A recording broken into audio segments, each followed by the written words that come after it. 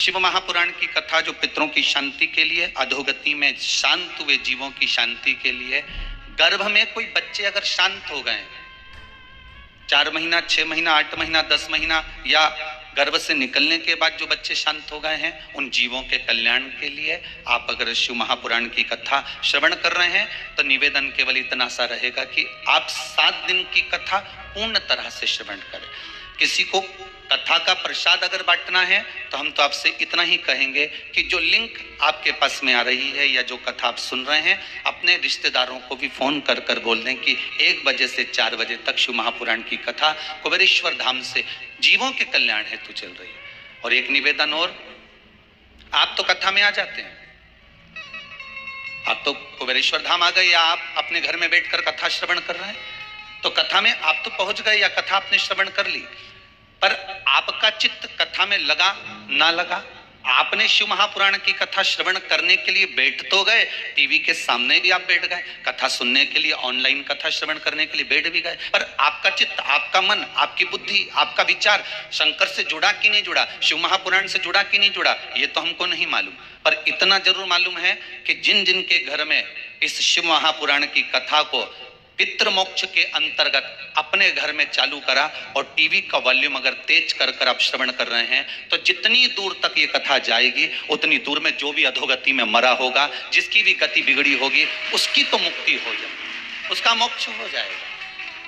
हमें ये नहीं मालूम कि आप सुन रहे हैं सही से कि नहीं सुन रहे। आप थोड़ी देर सुने, उठकर चले गए, फिर आए, फिर बैठ गए, या सोफे पे बैठे हो, पांव लंबे कर लिए, पलंग पर लेटे हो, आराम से श्रवण कर रहे हो। जिस भाव से श्रवण करो, कुर्सी पर बैठकर कथा श्रवण करो, अपने अपने घरों में जिस भाव से आप कथा सुन रहे हो, बस इतना सा निवेदन है। जैसे सुबह सुबह आरती लोग मंदिर में करते हैं तो चोंगा चला देते हैं, माइक चला देते हैं। क्यों चला देते हैं? कि उतने जितने भी लोग हैं उसको श्रवण हो जाए, वो आरती का संचार हो जाए। पर शिव महापुराण की कथा इस पितृपक्ष में अगर आपकी दुकान पर, आपके घर में, आपकी कॉलोनी में चल रही है, तो वॉल्यूम थोड़ा तेज कर कर संपूर्ण जितने भी इस कोरोना महामारी में शांत हुए हो, या हमको तो दिखता ही नहीं है कि कोई जीव मर गया तो शांत होने के बाद वो इधर उधर भटक रहा है, पर शिव महापुराण के शब्द उसके कानों में जाएंगे, इस हवन का भाग उसके कानों में जाएगा, तो यह विश्वास है कि उस जीव का कल्याण स्वतः ही हो जाएगा। ना उसको पिंड की जरूरत, ना उसको तर्पण की जरूरत होगी, वो स्वतः ही तर जाएगा। 2 भाग होते हैं। जब एक रोटी गाय के मुख में दी जाती है, गाय के मुख में जब हम रोटी देते हैं, एक रोटी जब देते हैं, या तो गाय के मुख में 16 श्राद्ध में जब रोटी देते हैं तो रोटी को बीच में से तोड़कर, रोटी का जो भाग होता है उसको, मतलब ऊपर से फुलका का परत नहीं निकालना है, रोटी जो सीधी सीधी है ना, जैसे ये रोटी है तो इसको बीच में से तोड़ लिया, 2 भाग विभाजित कर लिया, नीचे वाले भाग में भी थोड़ा सा गुड़ शक्कर रख लिया, ऊपर वाले भाग में भी गुड़ शक्कर रख लिया, एक के ऊपर एक रोटी को रख लिया, वो गाय को दी। तो अपन श्राद्ध पक्ष में 2 पूड़ी का प्रमाण है कि गाय को 2 रोटी दी जाती है, कुत्ता को 2 रोटी दी जाती है। 2 पूड़ी रख के देते हो, आप लोग तो देते होगे, 2 पूड़ी के ऊपर पूड़ी रखकर, थोड़ा सा मीठा रखकर, नमकीन रखकर, कुत्ते को भी देते, 2 पूड़ी तोड़कर कागा को भी देते। 2 पूड़ी का प्रमाण कहां से आया? 2 भाग रोटी के टुकड़े का प्रमाण कहां से आया? श्राद्ध पक्ष में ही ऐसा क्यों किया जाता है? बाकी के समय पर तो कोई ऐसा 2 पूड़ी का प्रमाण ही नहीं, पर श्राद्ध पक्ष में ये क्यों कहा जाता है कि पूड़ी के ऊपर पूड़ी रख दे, उसमें मीठा रख दे, खीर शक्कर रख दे, गाय को दिया, कुत्ते को दिया, कागा को दिया, ऐसे क्यों कहा जाता है? उसका कारण क्या होता है? उसका केवल एक कारण है, जो नारी ने भोजन का निर्माण करा है, जो घर की बहू भोजन बनाई है, जो घर की बेटी ने भोजन बनाया है, घर की माता ने भोजन बनाया है। महाराज, पिता पुरुष एक कुल को तारता है, बेटी 2 कुल को तारती है। जब श्राद्ध पक्ष में 2 भाग रोटी के कर कर गाय को देती है, तो 1 भाग तो उसके ससुराल वालों को मिलता है, मायके को भी मिले, ससुराल को भी। जब गया जी का पिंड होता है तो नाना नानी सबका स्मरण कराया जाता है। 2 भाग 16 श्राद्ध में, श्राद्ध पक्ष में जो लोग गया जी नहीं जा सकते, ब्रह्म कपाली करने नहीं जा सकते, किसी जलाशय पर जाकर तर्पण तिलांजलि नहीं कर सकते, तो गरुड़ पुराण कहती है 16 श्राद्ध में 16 दिन तक गया फाल्गुन नदी का पूरा पुण्य, गया सुर का मुख का, हस्त कमल का पूरा पुण्य गाय माता के मुख में आकर विराजमान हो जाता है। 16 श्राद्ध में गाय को 1 रोटी अगर दी जाती है तो गया जी में पिंड दान करने का पूरा पुण्य फल जीव को प्राप्त हो जाता है। फाल्गु पर नहीं जा सकते, गया का पिंड करने नहीं जा सकते। 2 चीजें अपने जीवन में उतार लीजिए। एक 16 श्राद्ध में हमें गाय को रोटी देना है, श्राद्ध पक्ष में कौवे को भोजन क्यों दिया जाता है? क्यों छत पर ले जाकर रोटी का टुकड़ा डालते हैं? अगर मान लो आप ब्राह्मण को भोजन नहीं करा पा रहे हैं, मान लो आप गौ माता को रोटी नहीं दे पा रहे हैं, स्वान को भोजन नहीं दे पा रहे, कौवे को भोजन नहीं दे पा रहे हो, और मान लो गया ब्रह्म कपाली या कहीं पिंडदान नहीं कर पा रहे हो, तिलांजलि तर्पण नहीं कर पा रहे हो, तो एक काम जरूर करना, जल के पात्र में 2 बूंद गंगा जल डालना और वो गंगा जल शंकर को रोज 16 दिन तक चढ़ाइए, पितृदोष समाप्त हो जाए। मन में शांति नहीं है, घर में सारा सुख है पर हृदय में शांति नहीं, समझ लो पितृदोष है। आज भी नियम है महाराज, श्राद्ध का भोजन टेबल पर नहीं कराया जाता, श्राद्ध का भोजन ब्राह्मण को कुर्सी पर बिठाकर नहीं कराया जाता, श्राद्ध का भोजन आज भी प्रमाण है कि ब्राह्मण के लिए भूमि पर आसन लगना चाहिए और जमीन पर बैठकर कराना चाहिए। तब क्यों? क्योंकि इस भूमि पर बैठकर जब भोजन कराएंगे, इसी भूमि से ना जाने कितने पितृ गए, कितने तर्पण हुए, कितनी तिलांजलि हुई, इसी भूमि से, इस रज से, इस कण से ना जाने कितने जीव चल गए। अब लकड़ी पर या टेबल पर या कुर्सी पर बैठकर ब्राह्मण को भोजन कराने का प्रमाण नहीं है। अब आपका फैशन ज्यादा हो गया तो बात दूसरी है। पंडित जी ऊपर बैठ के खा लोगे क्या? पंडित जी तो बोल देंगे अच्छा है, खिला दो।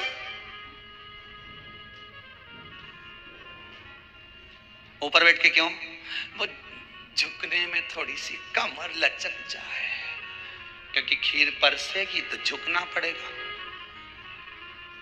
अब ब्राह्मण अगर भोजन करने आसन पर बैठेगा, तुम अगर थोड़ा झुककर परसोगी, ब्राह्मण के सम्मुख में आप थोड़ा सा भोजन कराते समय झुकोगी, जरा विचार करिए। यशोदा मैया के घर में संतान नहीं थी, यशोदा जी श्रावण के महीने में श्रावणी करने आए हुए ब्राह्मण को मात्र खीर परोसने के लिए गई थी। 52 साल की उम्र थी, संतान का सुख नहीं दिख रहा था, खीर परोसने के लिए गई। उतनी देर में ब्राह्मणों ने देखा इनके घर में संतान नहीं है, पुत्र भव कह दिया। और यशोदा जी के पति श्री नंदराय जी कह रहे हैं कि बाबा मैं 60 का या 55 की, बाल हो गए धोले और तुम करे पुत्र होगा, कहां से होगा? ब्राह्मण कहते हैं ब्राह्मण जब भोजन करता है, भोजन करते समय जब वर देता है, वो वर गलत नहीं हो सकता, कहीं से भी आएगा पर छोरा तो आएगा। और आया, कहीं से भी आया पर पुत्र आया, क्योंकि आशीर्वाद दिया था। श्राद्ध पक्ष का भोजन टेबल पर नहीं, कुर्सी पर नहीं, श्राद्ध पक्ष का भोजन ब्राह्मण को आसन लगाकर जमीन पर कराना चाहिए। अब आजकल के ब्राह्मण भी थोड़े नीचे,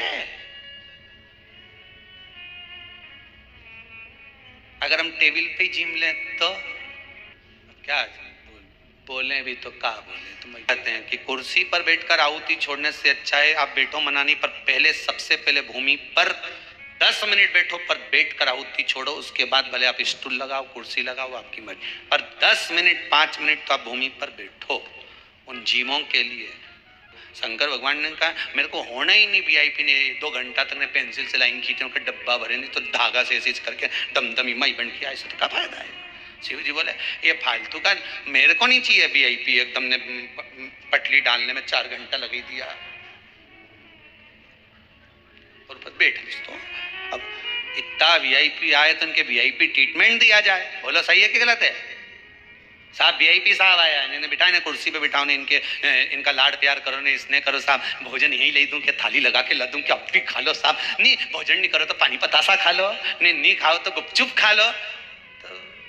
वीआईपी के वीआईपी जैसा चाहिए। शंकर भगवान बोले हम तो कोई वीआईपी नहीं, हमारी शादी हो रही देखो, यहाँ तो ना घोड़ी ना बैंड ना बाजा, यहाँ तो नंदी पे हम बैठे, वो भी ओंद है उल्टे, नंदी का मुंह इधर, शंकर जी का मुंह उधर। पूछ भी लिया कि तुम उल्टे क्यों बैठे हो? शंकर जी बोले हमारा कोई रिश्तेदार नहीं है तो बारात कैसे देखेंगे, आगे से नंदी देखेगा पीछे से हम देखेंगे, तो उल्टे बैठे उस पे।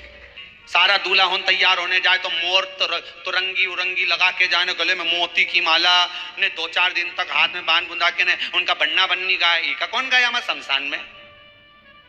बोलो तो सही, शिव जी तो शमशान में रहते, माँ कौन बन्ना बन्नी गाने जाता? तुमने आज तक कहीं सुना कि शमशान में लोगों ने बन्ना बन्नी गाया हो? बन्ना जी हिंदी दिल्ली जाना जी, वहां से बन्नी लाना जी, कोई गाया?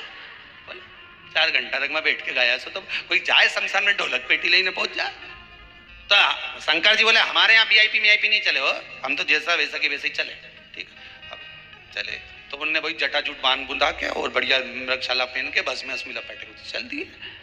अब इनके तो बैंड बाजा वाले भी ऐसा नहीं थे कि यही बैंड चाहिए, हमारे तो यही मनी बड़नागर का चाहिए, कि उज्जैन का चाहिए, कि दिल्ली इंदौर का चाहिए, कि वहाँ का बैंड वीआईपी। अपने यहाँ तो छोरा की शादी हो तो पहले बैंड छाटे हैं, कौन सा बैंड वाला होना चाहिए। अब इन्हें तो बैंड बाजा भी नहीं छाटा, इन्हें तो नंदी के कह दिया ना भृंगी के बुलाई ले, और भृंगी ने सरंगी साहब के बुला लिया। जो उन्होंने चिल्लाना चालू करा ना, कहीं ना तो बैंड बजे ना बाजा बजे, ने जो भूतनी चिल्लाए। अब तुम देखो कभी एक बार कहीं चले जाओ, कहाँ पर बालाजी घर जाते ना, तो वहाँ जब हवा नहीं आए बाल खोल के जो चिल्लाए, अब एक इनाम से चिल्लाए तो एक उनांग से चिल्लाए, एक उधर से चिल्लाए तो एक उधर से चिल्लाए, और ऐसा मजा आए देवता उनको घबरा के ऊपर चले गए वापिस कि दादा ये बैंड बाजा बजा दिया है, ये बैंड बाजा। अब तुम्हारे बीच में कहीं की बैठी हो, तुम जितने बैठे हो ना, तुम्हारे बीच में कहीं की बैठी हो रही एकदम चिल्ला, अब जितनी यहां बैठी सारी। तो उससे पूछा भाई ओ भाई तो काय चिल्लाई, कि बहुत देर से पांव रख के बैठी तुम्हारा जांग पे है, बहुत देर से बैठी, मैं कई बार कह दी उनंग सरक नहीं सरके, तो मैं भी अच्छी जोरदार मेरे के देवता ही किया सब भग गई उनंग की। अब आप कही तो क्या अब तो पसरी जो तो मालूम नहीं, अब कही पितृदोष है, ये आपको कैसे मालूम पड़ेगा। पितृ भूखे हैं इसका तो वर्णन हमने पहले कर दिया कि रात्रि को जब आप सोने के बाद में 1-1.5 घंटे बाद अगर आपकी नींद खुल जाए, 1 घंटा 1.5 घंटा आप सो लिए, उसके बाद जो नींद खुली तो 1-1.5 घंटे तक अगर आपको नींद नहीं आ रही है, रात्रि को सोने के बाद में 1 घंटे बाद जब उठे तो आपको प्यास लग गई, भूख लगने लगी, प्यास लगने लगी कि मेरे को पानी पीना पड़ेगा, घबराहट हो रही पानी पीना पड़ेगा। 1-1.5 घंटे सोने के बाद अचानक नींद खुले और आपको प्यास लगे, समझ लेना आपके पितृ भूखे हैं और प्यास है। किसी भी नदी में, सरोवर में, कुंड में, बावड़ी में, तालाब में, आप तीर्थ में जाकर जब स्नान करते हैं तो स्नान करने के बाद एक काम का नियम बना लो कि अपने हाथ की अंजलि में जल लेकर अपने पूर्वजों को देना। प्यासे रहते हैं। 3 वृक्ष पितरों के तुल्य हैं। नैमिषारण्य की कथा में भी कहा था 3 वृक्ष पितरों के तुल्य हैं। पहला पीपल, दूसरा बट वृक्ष, तीसरा बेलपत्र का वृक्ष। ये पितरों के तुल्य हैं। अगर आपको रात्रि में नींद नहीं आ रही है, ऐसा लगता है कि रात्रि को 1 घंटा 1.5 घंटा सोने के बाद कुछ गलत गलत विचार आने लगते हैं, नींद सुबह 3 बजे तक 4 बजे तक नहीं आती, 4 बजे के बाद फिर नींद आती है, तो एक प्रैक्टिकल जरूर कर देखना। एक प्रैक्टिकल करने में क्या जाता है, प्रयास करने में क्या कुछ जाता है क्या? प्रैक्टिकल कर देखना कि कहीं सीवर वाला हमारा झूठ तो नहीं बोल रहा, तो प्रैक्टिकल करने में कुछ नहीं जाए। 1 लोटा पानी लो, उसमें थोड़ा सा कच्चा दूध डाल लीजिए, श्राद्ध पक्ष चल रहा है, बेलपत्री का पेड़ या पीपल का पेड़ या बट का पेड़, इन पेड़ के नीचे ले जाकर उस दूध को दोपहर में सुबह 10 बजे से लेकर 12 बजे के बीच में ले जाकर चढ़ा दीजिए। रात्रि को फिर ना आपको प्यास लगेगी ना भूख लगेगी, नींद एक बार लगी तो सुबह ही खुलेगी। प्रैक्टिकल करने में क्या जाता है? पानी डालने में तुम्हारा कुछ जाएगा? अरे बोलो तो सरी, हमें 10 रुपया का दूध जरूर उसमें, और तुम इतनी चतुर हो, इतना सारा दूध थोड़ी डालोगी, तो 2 चिल्का डालोगे, कहाँ तुम इतना डालने वाली हो। 3 वृक्ष पितरों के तुल्य हैं। पहला जम के बोलिए पीपल, दूसरा बट वृक्ष, तीसरा बेलपत्री का वृक्ष। पितरों ने वर दिया था कि ये बेलपत्री का वृक्ष हमारा आशीर्वाद है, इसके नीचे अगर कोई दीप लगाता है, शिव को स्पर्श कर चढ़ाता है, उसके पितरों की शांति होगी, हम स्वयं उसको आशीर्वाद देने के लिए पधारेंगे। बेलपत्र का वृक्ष। बहुत चतुर लोग हो रहे संसार में, हो भले पूजन पाठ नहीं करे पर कहीं का एकदम मिलने आ जाए ना, क्या अम्मा जी है क्या पाठ कर रही है, फिर वो भी बैठ गई तुरंत, अभी तो सोई थी, तुरंत। क्यों पंडित जी हैं क्या, उनसे थोड़ा काम है, अभी माला जप रहे हैं, मालूम पड़े पंडित जी तो आराम से सेव फल खा रहे थे। अब प्लेट सोफा के नीचे घुसे तुरंत।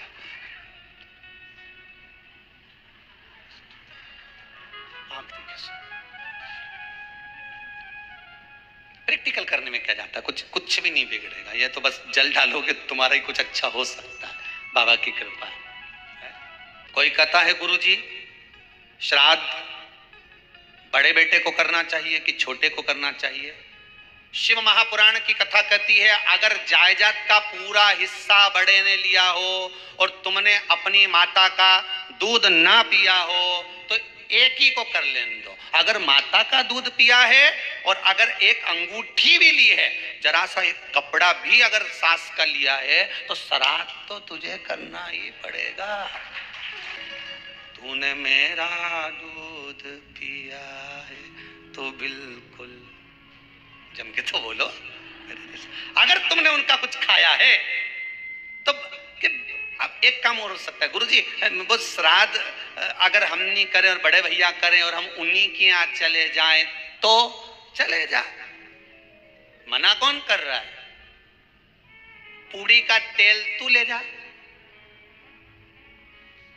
खीर का दूध 2 थैली तू खरीद के ले जा। जितना वहां वो सेवा करे उतनी सेवा तुम करो। गलत है क्या? जायदाद का भी तो हिस्सा किया था। सुई की नोक के बराबर नहीं धुआं ने, ईंट इधर खसकी है तो हमारी इधर खसका दीजिए। हमारी बसियत में इतना लिखा है तो फिर बसियत में ये भी लिख के जाना चाहिए था। मैं तो कहूँ सबके तुम डरो मत ही रहे। एक भी जब छोरा छोरी के जब सब सामान प्रॉपर्टी दो ना, जमीन दो ना, जायदाद दो ना, सारा सामान छोरा छोरी के दो तो उनके लिख के भी जाओ कि हमारी श्राद्ध कर दे अच्छे से, नहीं तो भूतड़ी बन के सताऊंगी। कितना दिया तुमको? बोलो ईमानदारी से बोलना, कितना दिया? ढेरों। और एक बात बहुत अच्छे से कहूंगा, आप लोगों के जीवन में उतरे। अगर मायके में भाई, मायके में भाभी, मायके के लोग अगर आपके माँ बाप का श्राद्ध नहीं करते हैं तो बेटी भी अपने माता पिता का श्राद्ध कर सकती है। उसने भी दूध पिया है अपने माता पिता का, पर वो श्राद्ध का भोजन कौन कराएगा? बेटी का पुत्र हो, बेटी की पुत्री हो, वो कराए। और नाम वो नाना नानी का ले ले, करे। अगर वो नहीं कर रहे हैं, वो नहीं संभालते, वो नहीं जानते, तो आप करो। तो रात्रि को अगर भूख लग रही है, प्यास लग रही है तो पितृदोष। दूसरा पितृदोष का लक्षण बताया, घर में कोई शुभ कार्य ना हो, वंश की वृद्धि ना हो। 1 रुपये कमाओ, 1.25 रुपये खर्च हो रहे हैं, पैसा 10 जगह से कमाई आ रही है पर घर में टिक नहीं पा रही है, आया गया, पितृदोष। जरा सी कटोरी पड़ी है उसके पीछे विवाद चालू हो जाए, पानी ढुल गया उसके पीछे विवाद हो जाए, या छोटी छोटी बात में घर में क्लेश मचा हुआ है, पितृदोष है। समझ लो हमारे पूर्वज हमसे खुश नहीं, प्रसन्न नहीं। काशी, कांची, अवंतिका, अयोध्या आदि जितने पावन क्षेत्र हैं, जगन्नाथ, द्वारका, रामेश्वरम, बद्री नारायण, जितने जितने पुण्यशाली क्षेत्र हैं, मथुरा आदि जितने, वृंदावन आदि जितने पुण्य क्षेत्र हैं, शिव महापुराण की कथा में, स्कंद पुराण में लिखा है कि जितने पुण्यशाली क्षेत्र हैं, सारे पुण्यशाली क्षेत्र, चाहे चित्रकूट हो, अयोध्या हो, काशी हो, उज्जैनी हो, त्र्यंबकेश्वर हो, जितने पुण्यशाली क्षेत्र हैं, सारे पुण्यशाली क्षेत्र में पिंडदान होता है। बोल मालूम है कि नहीं आपको? मालूम? सब दूर तर्पण होता है, सभी जगह पिंड होता है, सभी जगह तर्पण होगा, पिंड होगा। तो श्राद्ध पक्ष में तुम इतनी सारी जगह जाकर तर्पण कर सकते हो क्या? जम के बोलिए, नहीं कर सकते। इतनी सारी जगह जाकर पुण्य कर सकते हो क्या? नहीं कर सकते। इतनी सारी जगह जाकर तुम ब्राह्मण को भोजन करा सकते हो क्या? नहीं। इतनी सारी जगह जाकर ना पिंड दे सकते, ना तर्पण कर सकते, ना पुण्य कर सकते। अब ये 16 दिन में इतने तीर्थ कितने, हजारों में तीर्थ, इतने तीर्थ में जाकर कहां पुण्य करोगे, कहां पिंड दोगे? तो उसका एक निर्णय निकाल दिया कि पितरों के देवता आर्यमा कौवे पर बैठते हैं। काय पे बैठते हैं? कौवे पर। तो एक काम करो, जब हम पितरों के देवता आर्यमा कौवे पर बैठकर पितृ लोक से 16 दिन जब भ्रमण के लिए निकलते हैं तो घूमते हैं, तो क्यों ना एक काम करें कि कौवे के लिए भोजन छत पे डाल दें। हमारे छत का कौवा जब अन्न का भाग ग्रहण करेगा पितरों के देवता को बिठाकर जब घूमने के लिए निकलेगा तो जहां जहां घूमने जाएगा, जब जब बीच में कोई तीर्थ पड़ जाएगा तो वहां के पिंडदान का फल हमको मिल जाएगा। इसलिए कौवे को भोजन कराया जाता है। खूब तला हुआ, खूब पका हुआ, खूब घी में या तेल में तरबतर गौ माता को नहीं देना। उसका कारण क्या है वो भी समझ लीजिए। रोड पर कॉलोनियों में जो गाय घूमती हैं, इन रोड पर कॉलोनियों में घूमने वाली गाय जगह जगह पर पॉलीथीन वगैरह खा लेती है। वो लोग खाती कि नहीं खाती? पॉलीथीन जब गाय खाती है तो उसके पेट में जम जाता है, उससे गाय के पेट में कैंसर हो जाता है। उसको तुम अच्छा पदार्थ खिलाओगे तो गाय हो सकता है कि बीमार पड़ने लगे। इसलिए ज्यादा घी का, तेल का कोई पदार्थ गौ माता को ज्यादा ना दें। हम तो बड़े परेशान हो गए। वो कोई 10वीं में पास नहीं हुआ, कहीं का 12वीं में फेल हो गया, कहीं कोई एग्जाम में बैठा था, कंपटीशन एग्जाम में बैठा था, कोई नौकरी की तैयारी कर रहा था, नहीं हुआ, मर गया। अरे भैया, सारे टिकट फुल हैं तो ट्रेन में चढ़ोगे तो बाथरूम में बैठना पड़ेगा। बोलो सही है कि गलत है? अरे जम के तो बोलो, सही है कि गलत है? अब बाथरूम में बैठकर जाना पड़ेगा और वहां भी धक्के खा रहे हैं। लोग कह रहे चल बाहर निकलो, हमें अंदर जाना है। फिर बाहर निकला भैया, फिर टीसी, फिर चले गया। टीसी ने आवाज लगी, चल निकल बाहर। नहीं निकल, बाहर निकल, नहीं निकल, निकल आई। कौन है अंदर? नहीं निकल। टीसी आवाज लगा, नहीं निकला। और उसी तरह टिकट फुल है ना, तुम चले जाओ। उसी तरह भगवान ने तुम्हारी उम्र लिख के भेजी थी, इतना साल जिएगा, और तुम जबरदस्ती के नहीं मैं तो रस्सी बांध के मरूं, नहीं मैं तो ये खा के मरी जाऊं, नहीं मैं तो ट्रेन के नीचे कूदी जाऊं, नहीं मैं तो ये करके मरी जाऊं। अब मर तो गए पर ऊपर तो सीट फुल, फिर क्या करोगे? तो कि ये भटकता रहे, ये भूत प्रेत बना दो, डाकनी पिशाचनी चुड़ैल बना के भेज दिया, उन्हें भटकता फिरे। अब दिखे तो है ही नहीं, वे तो हवा के रूप में घूमे। इतना में बीच बीच में टीसी आता रहे, वही पहाड़ा के ऊपर चढ़ के गदा लेके और बेहतरीन काला और काली मूंछ और जोरदार मुकुट, उसमें बीच में नीलम चमक कर गया और मूंछ पे ताव देके के हम यम है। इके इतनी देर में जैसे टीसी आवाज लगाए थे कि टिकट याद है ही नहीं, पुण्य का टिकट होता। फिर बीच बीच में यमराज आके डराता रहता है, कहाँ भटक रही है बेरू, भटके रोता है जीव, वो प्राण तो छोड़ देता है, मर तो चले गया, भटके। एक गिलास में पानी है, थोड़ा सा भरा हुआ, दो व्यक्ति बैठे हैं, आपने एक से कहा लो साहब पानी पी लो, तो वो बोला ये आधा गिलास तो खाली है। फिर दूसरे के पास लेकर गए, लो साहब पानी पी लो, हाँ साहब लाई दीजिए। पर एक बात अच्छी करी आपने साहब कि आधा गिलास भर के लेके आए। जिसने लिया दूसरे ने, उसने कहा अच्छा हुआ आपने आधा गिलास भर के लेके आए। उसने पूछा क्यों? अगर पूरा गिलास भर के लेके आते तो झलक जाता तो मेरे कपड़े गीले हो जाते। अब एक व्यक्ति कह रहा है कि ये आधा गिलास खाली है और दूसरा व्यक्ति कह रहा है कि आधा गिलास अच्छा हुआ तुम भर कर लेकर आए। इसमें अच्छा हुआ ये आधा गिलास भरा है, अगर मालूम पड़े पूरा भरा होता तो आधा तो झलक जाता, आधा तो गिर जाता। ये अच्छा हुआ कि आप आधा भर कर लेकर। गिलास वही था, पानी भी उतना ही था, पर व्यक्ति की सोच पर आधारित है। एक को खाली नजर आ रहा है, एक को भरा हुआ नजर आ रहा है। खाली नजर आने वाले को खाली ही दिखेगा, भरे नजर आने वाले को भरा ही दिखेगा। एक बड़ा सुंदर संवाद है महाराज जी। ब्रह्मा जी क्या विचार कर रहे हैं कि अर्धनारीश्वर स्वरूप का दर्शन दिया तो ब्रह्मा जी ने विचार कर लिया कि मुझे आधा पुरुष बनाना है, आधा स्त्री बनाना है। भगवान शंकर ने कहा था एक पुरुष बनाना, एक स्त्री बनाना। आधा आधा का मतलब है कि आधे ये बना तो आधे ये बना, पर उनकी बुद्धि में तो ये बैठ गया कि आधा आधा मिलाकर बना देना है। जितना हम ग्रहण कर रहे हैं, एक गुरु जी के दो चेले भोजन करने के लिए गए। अब गुरु जी के चेलों ने भोजन करने के लिए जजमान क्या गए, जजमान ने उनको भोजन कराया, बड़े प्रेम से जिमाया। दोनों चेले वापस आए, एक बड़ा प्रसन्न था, दूसरे का मुख उतरा था। गुरु जी ने पूछा क्या बात है, आपका चेहरा क्यों उतरा हुआ बेटा? चेला बोला बस गुरुजी पूछो ही मत। क्यों, जजमान ने दोनों में कोई दिक्कत दे दी क्या? इसका मन प्रसन्न है और इसका मन डाउन है। ये थोड़ा सा उतरा हुआ, तेरे को आसन अच्छा नहीं लगाया था क्या? नहीं, दोनों को एक जैसा आसन लगाया था। अच्छा, तो भोजन में अंतर था क्या? इसको ज्यादा खीर खिला दी हो, तेरे को खीर कम दे दी हो? नहीं नहीं गुरुजी, भोजन भी एक जैसा खिलाया। तो दक्षिणा कम थी क्या? नहीं नहीं गुरुजी, 2-2 रुपए दोनों को दिए।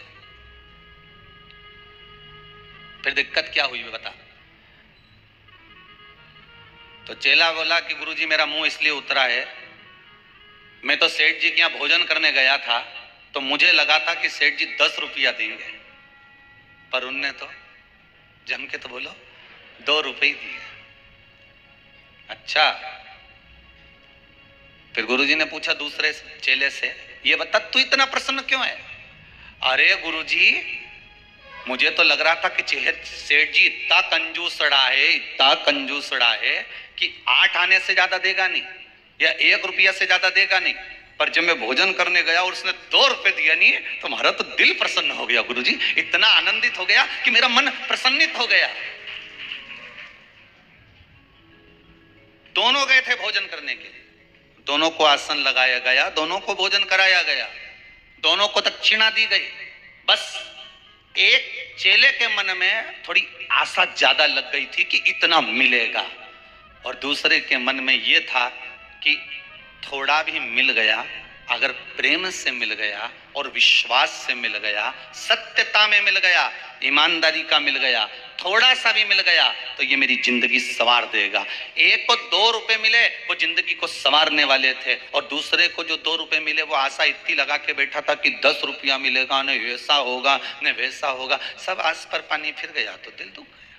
कईयों की तो टीवी देखते समय टीवी के सामने ही नहीं चले, दादी रिमोट दे दे मेरे को, भाई मेरा डोरेमोन आ रहा है, रिमोट दे। दादी के एक दूनी धर के सियोर वाला महाराज आई रिया चला दे, बता पितृ मोक्ष कथा वाची रिया, तू डोरामोन देखी रिया, दे इधर। वो गया और उसने नहीं दिया, दादी ने रिमोट, तो मैं टीवी के पास पहुंच कर खटका ही बंद कर दिया, ले देख, अब देख। अब दादी भी ऐसी, मैं टीवी के बाजू में बैठी खटका चालू करके, अब आ तू। एक जगह पर कहीं कार्यक्रम था और वहां 2-4 लोग मिलने के लिए आए, और मिलने के लिए आए तो उनमें से एक बोले कि गुरुजी ये सब आपको राम राम कहेंगे, जय श्री कृष्णा कहेंगे, पर ये जो भैया साथ में आए ना, ये बड़े चिढ़ते हैं भगवान के नाम से, ये कभी राम राम नहीं कहेंगे। काय का काम काज है इनका?